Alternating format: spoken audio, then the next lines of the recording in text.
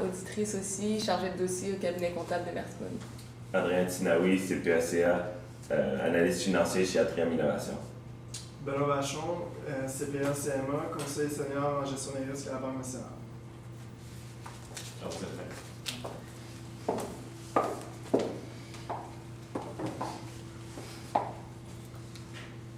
As you can see here, there's only one great way to do great work, and that is to do what you love and to love where you do it. ABM Modulaire, you offer workspaces for some of the brightest young students and individuals to get work done for you.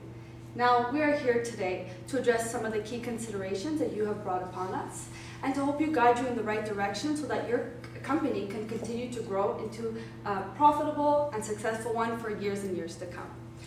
Mesdames et messieurs, Monsieur Jacques Latrelle, I'd like to present to you my colleagues. This is Marco Rossi, Sohel Yahyadin, and I'm Chanel Hazel.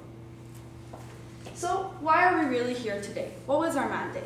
Well, we're here to analyze the cash flow by taking a qualitative aspect into account and counsel the management on making a final decision.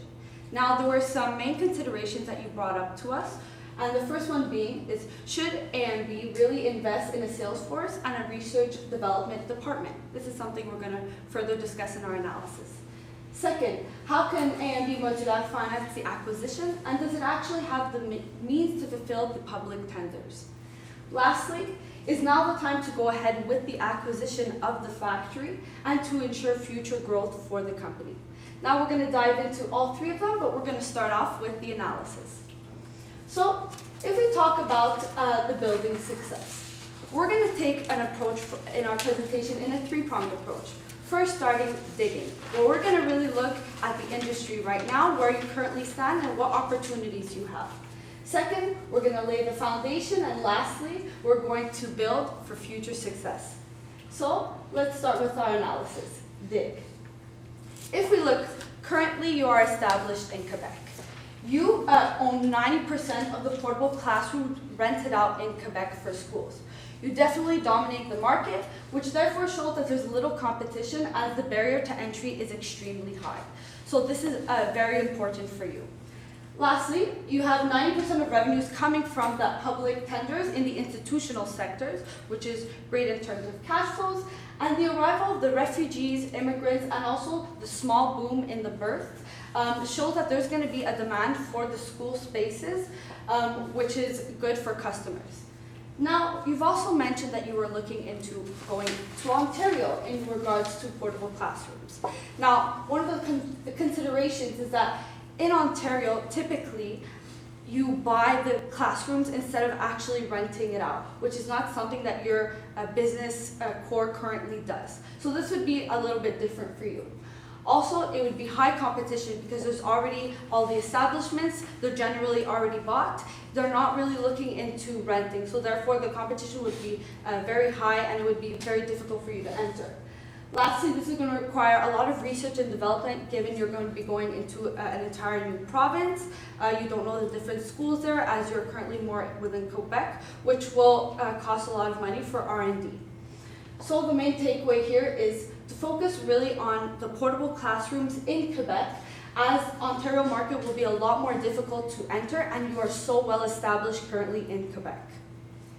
Next, if you look at the temporary housing, now this is something new that you are currently looking into entering, but let's see if this is actually a good opportunity for you. Well, the economy has currently bounced back since the downfall of Le Plan Langue, which is something that is a benefit to you. Also, there's a tremendous demand for these modular buildings for the temporary workers. So we currently have foreign workers in agricultural domains who are looking for these kinds of houses, so you know that there's going to be a demand for you there. You currently have in the development stage mining camps for communities in northern Quebec, which means you've already put some research development there. And the opportunity to enter that new market within northern Quebec has not yet been capitalized on, which means you can be one of the first ones and take advantage of this.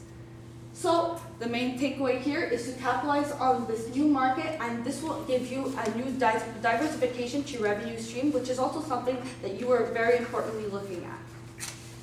Lastly, personnel. This really addresses the first main key consideration that you had. Given that you will be growing, if you end up going to Le Plan Nord, towards northern Quebec, for example, you'll need to hire more personnel as you currently have only 4 employees working for you. As you continue growing, you'll need to have more who will be really overlooking the books and the operations of your company. Also, there's a shortage in the workforce, which will cause A&B to build, will ask you to build in advance. That's how you mitigate that risk.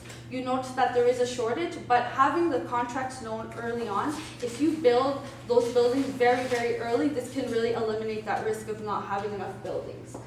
Lastly, work with the factory for creation of products, as this has been demanded for your client. You won't have, if you end up buying that factory, you won't end up having to look for new product designs. Now, A&B will be able can invest in sales and also R&D. This is going to be vital moving forward, as you will capitalize on that temporary housing market. Now, I'm going to pass on the floor to Sohail, who's going to talk a little more about the expansion. So now we're going to look at the foundation process of our analysis. So first of all, we looked at the opportunity you have to expand your current project. So there was an opportunity to increase your fleet by 60,000 square feet in order to meet the current demand for the upcoming summer.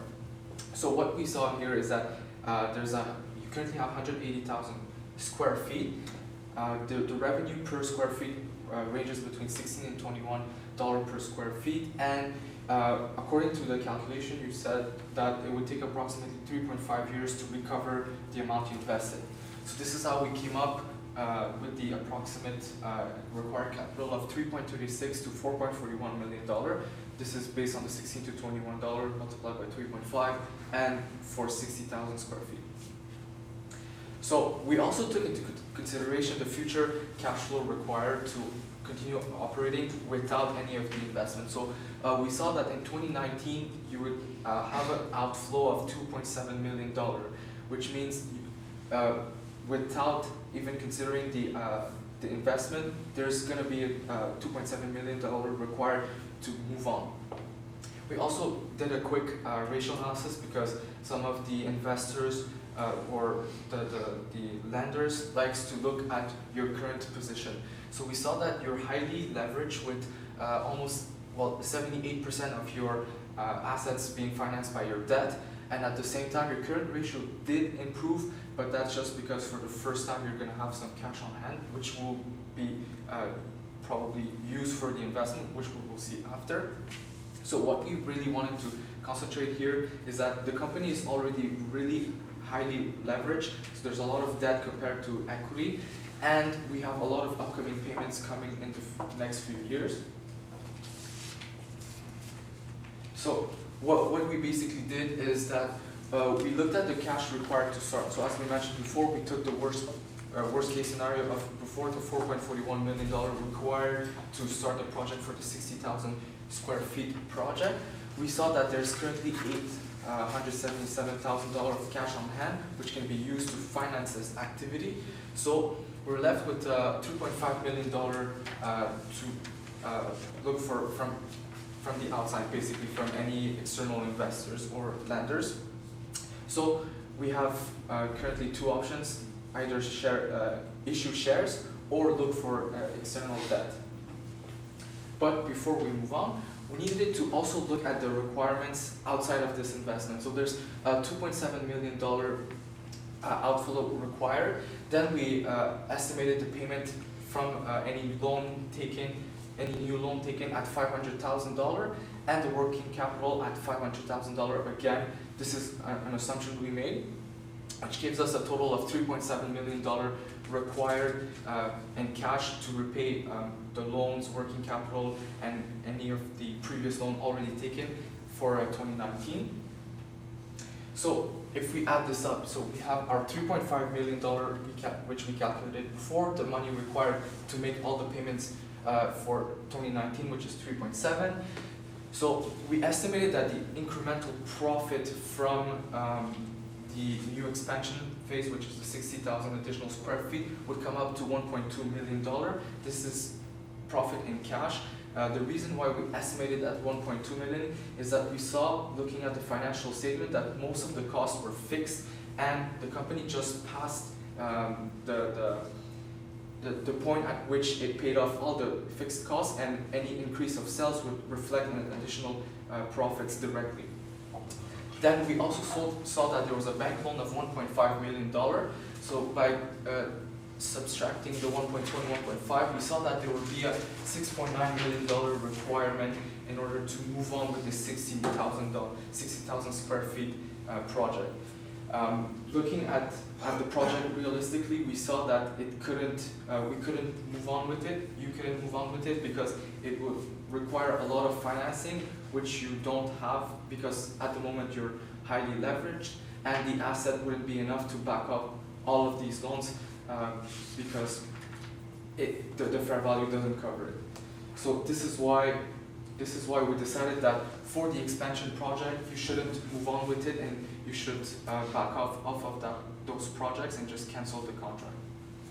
And now I'll pass it on to Marco, who will speak about the acquisition. Thank you very much, Sohail. So now we're going to be entering the last part of our presentation, which is the building phase. And specifically what we're looking at is the acquisition or the possible acquisition of the factory. Now, this is something we definitely have to consider moving forward because the factory could allow for specific margin improvements on our production. So what was the first question we had to look at? Is the timing right? And essentially, this is going to be a theme throughout this section of the presentation. We're going to be looking at, is the timing right for us in this given year? So the first thing we looked at is, if we were to submit an offer today, realistically, when would we be able to use the facilities moving forward? And you can see from the timeline that essentially here we would submit our offer on January, and the expected acquisition would be in June. This sets us up perfectly to be able to provide production for the summer, which is where we make our money. This is the bread and butter, right? Keep in note here that bids for public tenders are done in early spring, so we calculate this for March, meaning that it's very imperative that by June we have the facility in hand and we can use it for production. This is extremely critical. It's an assumption that we made, but the expectations do point in the direction that June would be that critical month. So business-wise, the timing does make sense. Now, the real question is, do we have enough money, or what is the cost? And let's see if we have enough money for that cost. Because the timing of the money is also extremely important, which Sohail had mentioned. There's a little bit of an issue with the loan or accessing money or funds right now. So we can go up to 7 million, but let's see if we can go up to a smaller amount. So, when it comes to the pricing, we really had to analyze 3 specific components. The first one was provided to us, which is the patents, certification, and clientele. We know that this amount is estimated to be $500,000, and that is a firm fixed price. So this is something we can move forward with. The other 2 components which we had to analyze moving forward was the assets book value, which we'll have to purchase, as well as the third component, which is a multiplier of the pre-tax profits. We multiply this by a factor of 3, which is provided to us by the company. So, moving forward, we need to take a look at the assets book value.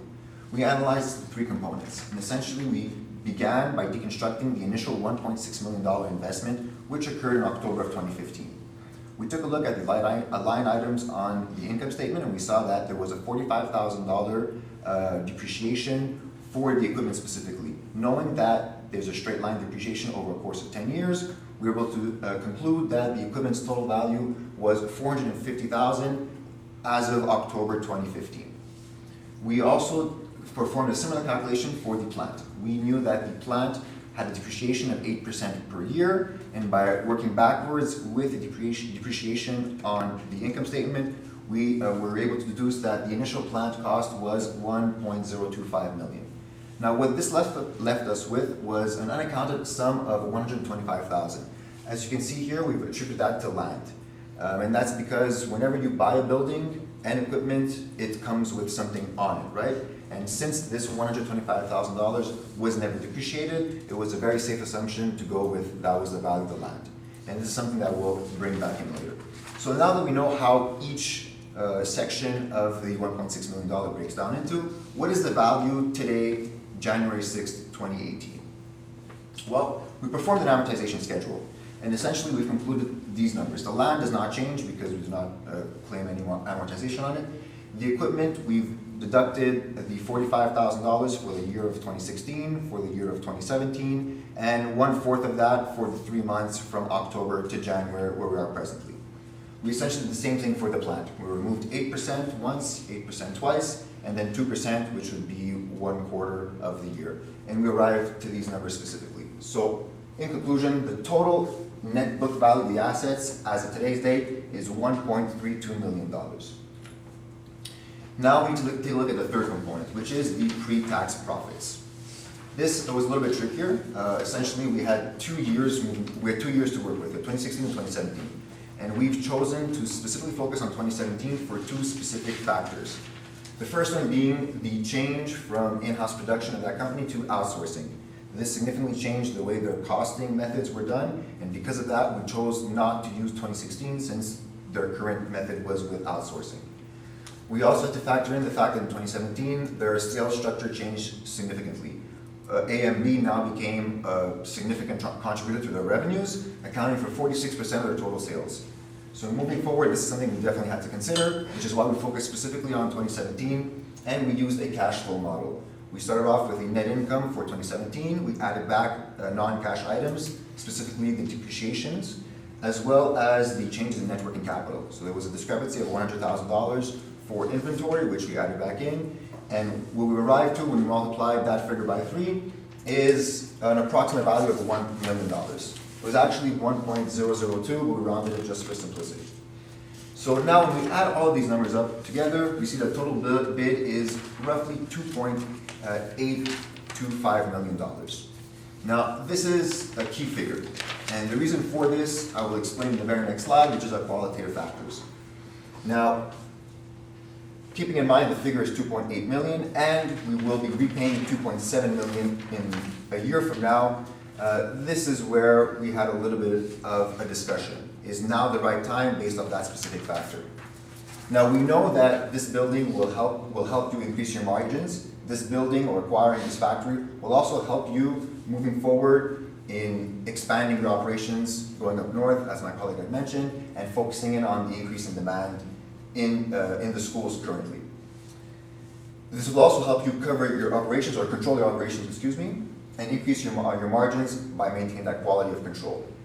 However, given the restricted cash flows in the next 12 months, which was our key decision factor here, was the key criteria in our decision, we have chosen to make the offer in 1 year from now. In 1 year from now, you will repay a debt of $2.7 million, which will allow your creditors or possible financiers the opportunity to refinance another $2.7 million, which is very, very close to the $2.8 million figure that we've arrived to for this building. Now, given the timing of those cash flows, we have recommended to wait 1 year until that outflow of $2.7 million is done, and that would allow you to then finance for the acquisition of this building, ensuring that you will have operations within your control moving forward. We know that space is limited, and we know that moving forward, acquiring a facility such as this will allow you to remain at the top of the competitive landscape. Now, just to recap what our purpose here today was. We were here to analyze the cash flows by taking a qualitative and quantitative aspect, and we have performed that. We have seen that right now you are in a very competitive position within this industry, having about 9% of the total sales for schools here in Quebec. We know that Ontario is not a place to enter because Quebec is where the opportunities lie. We have also seen that it is not currently possible to raise the $7 million due to the high debt-to-equity ratios and the large cash flows moving out next year. So in order to finance the project, which requires $7 million, the expansion is not feasible at this current moment. It should be revisited in the future. And we've also concluded that 1 year from now is the time to move forward with the acquisition of the factory. I thank you very much for your time and attention, and then we now open the floor to questions.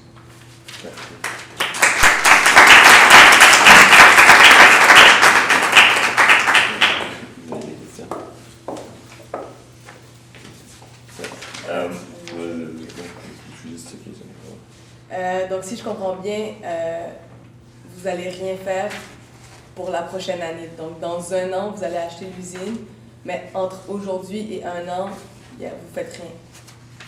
Est-ce que j'ai bien compris votre solution?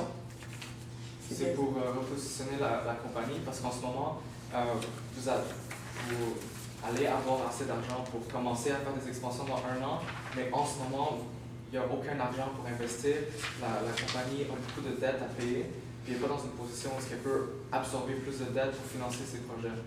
Donc, on veut vraiment que la compagnie se consolide, se repositionne, puis par la suite, commence les expansions pour grossir. If you may, you said in 2019 we had 6.9 million to pay that had to be paid. So what I was saying is that today we will need to have a loan of $6.9 million to be able to invest in the company and additionally have enough money to repay other loans. So basically you're saying that I have to find financing for 2019 of 6.9 million. 2018, 2019 of 6.9, yeah. Because Okay. let's By say, 2019. yeah. Yeah. Okay. And basically that would be enough, even enough to have the acquisition of the factory in 2019. That would be sufficient. I mean, how am I gonna pay like almost 7 million in 2 years and then buy a factory in 2019? What are the means? Should I like issue shares? How am I gonna refinance all of this? If we look at your slide, Yeah. So you're talking about this slide? yeah. Okay, so there's 2 components to it. So first you have to acquire the company. You already have some cash to it. That's the 3.5 million. Then the 3.7 is looking at the outflow of cash that you're gonna have, the payments, the working capital, as well as the new loan that's gonna require some sort of repayment. And looking at a bank loan you can take and your profits, you're gonna need $6.9 million to be able for the 2 upcoming years to have enough money to stay afloat. Okay. Just to understand correctly, money required, that's an outflow from the business, but estimated additional profit, that's an inflow. Bank loan shouldn't be an inflow as well. Sorry, so the money on top is the loan that needs to be taken. This is like a reduction of that loan. Okay. I'm sorry, it's Yeah. not clear, but yeah, Yeah. it's 2.5 plus 2.7 minus 1.2 minus 1.5. Okay. But then the numbers don't add up. Because if I have like, for example, 3.5 plus 3.7, that makes around 7 million minus 3. I have 4 million to pay. Okay, yeah, that's Okay. that's- Okay. Yeah. Okay. So let's talk about another subject, because even if I had like 4 million to pay out of the business, how am I gonna be able to have 60,000 like feet in excess for this summer in 2018? I'm not gonna be able to go in that new market for 2018? Could you sorry rephrase that question? I'll rephrase it. For summer 2018, Yeah. there's 60,000 new square feet that I won't be able to get into. Okay. That was your original goal. You wanted to bid on 60,000 square feet. And because I have to pay money, I won't be able to go into that market in 2018. I should wait at least a year. Yeah, so Yeah. according to our analysis, you have to give up that project because you don't have the initial funds to push that project. Perfect. Any other question, guys? Avez-vous analysé le fait qu'il fallait transformer les modules qui allaient devenir désuets, qui pouvaient être transformés, comment dire, par exemple, il disait qu'on pouvait transformer l'actif pour le revendre à un prix supérieur. Est-ce que vous avez regardé cette possibilité-là dans votre analyse? Alors, on a regardé la possibilité, mais vu le fait que la plupart n'étaient pas prêts, puis allaient avoir besoin d'1 an pour pouvoir être prêts, pour cet été, c'était impossible de les réutiliser, ou du moins il y aurait un pourcentage minime, comme ça ne serait pas assez gros pour pouvoir diminuer l'impact du fait que vous n'avez pas le financement pour poursuivre le projet. La période de gestion terminée. Merci.